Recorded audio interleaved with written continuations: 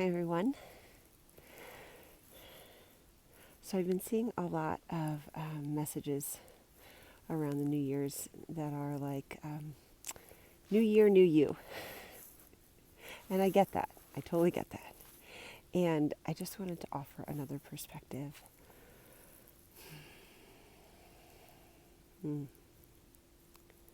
Because in that message, or what I feel from that sometimes, is a get rid of the old. Get rid of your old self so you become this new shiny self. And I just don't think it has to be that way. Because to me, it would feel kind of daunting to, how do you even get rid of your old self anyway? How does anyone do that? So number one, it feels daunting. And number two, it's like your old self has been through a lot. You know, like it's not only survived, but it's had moments of grace and joy and learning and surrender. And even if you're not feeling great at this moment, don't be so quick to discount everything you've kind of been through till now. And so I think there's a possibility where instead of thinking we have to get rid of ourselves, that we can just think of making more space where we can still honor everything that's happened and everything we've been through and make space for new things, you know, without pushing away and in a way not honoring kind of what we've already been. What else do I want to say about that? The other piece is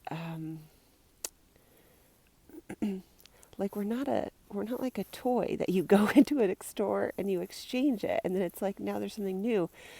Because I think what could be more important to think about is how have you been relating to yourself and your life this past year or any year? You know, has there been an invitation for kindness? Has there been an invitation for allowing your experience to be what it is? Because I think that actually has great potential in shifting your experience coming into the next year, because it's not dependent on any specific experience. And I think that's so key, is like if we attach to one specific idea of ourselves or our life or some experience, then we're already in a trap. But if we look at how we're relating to what comes up in our lives and what comes up in ourselves, well, then that's going to serve you, whatever happens. And so it's not about rejecting. It's about creating more space. And it's like, dream big, like have your desires. Like it's like there's nothing wrong with like thinking of other things that you want in this world. It's more of like, well, what are we attaching to those things? What are we saying about ourselves until we get those things?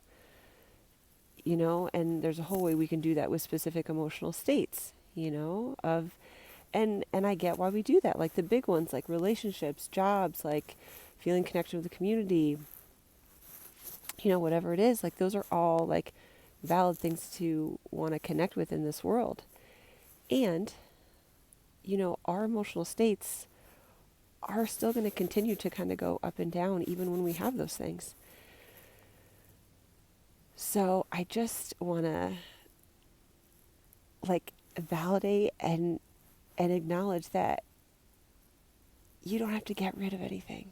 You don't have to get rid of yourself, because everything that you'd want to eventually connect with is already there. And I get it's hard when you don't feel it sometimes.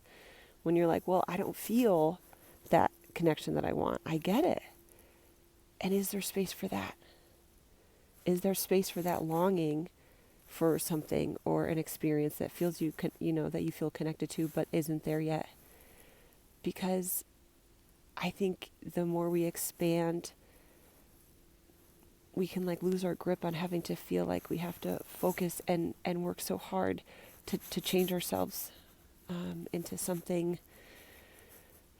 we think will be better, when really it's just how we relate to ourselves can actually make our heart fill up with more of who we are, and in a way that we can feel.